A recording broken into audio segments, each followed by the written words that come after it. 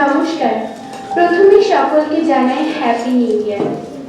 আজ 12ই জানুয়ারি আমাদের কবিকথা সংগঠনের জন্মদিবস এবং স্বামী বিবেকানন্দের জন্মদিন উপলক্ষে অনুষ্ঠানে উপস্থিত সকলকে আমার যথাযোগ্য শ্রদ্ধা ও সম্মান জানিয়ে আমি আমার নিবেদনটি শুরু করছি।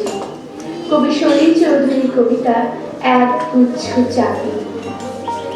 উত্তরাধিকার সূত্রে পেয়েছি শুধু এক গুচ্ছ চাবি, ছোট বড় মোটা পেটি, নানা রকমের নানা ধরনের চাবি। মা বললেন যত্ন করে তুলে রেখে দে। তারপর যখন বয়স বাড়ল, জীবন ও জীবিকার সন্ধানে পথে নামতে হলো। পকেটে সম্বল শুধু সেই এক গুচ্ছ চাবি, ছোট বড় মোটা পেটি, নানা রকমের নানা ধরনের চাবি। কিন্তু যেখানে যাই সামনে দেখি প্রকাণ্ড এক দরজা, আর তাতে ঝুলছে প্রকাণ্ড এক তালা। পকেট থেকে চাবির গুচ্ছ বের করি, চাবি সে চাবি ঘোরায় ফেরায়, লাগে না, খোলে না।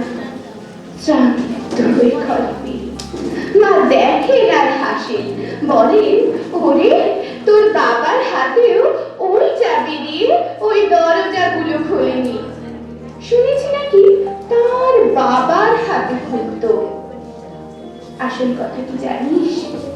এসব চাবি হলো সততা, সত্যি, যুক্তি, নিষ্ঠা। আজকালের এসব চাবি দিয়ে ওইসব দরজাগুলো খোলে না। তবু তুই ফেলে দিস না। তুই যখন চলে যাবি তোর সন্তানদের হাতে দিয়ে যাস এসব চাবির গুচ্ছ। হয়তো তাদের হাতে, হয়তো কেন নিশ্চয়ই তাদের হাতে একদিন এসব সততার, সত্যের, যুক্তির, নিষ্ঠার চাবি দিয়ে জীবনের বন্ধ দরজাগুলো খুলে যাবে, খুলে যাবে।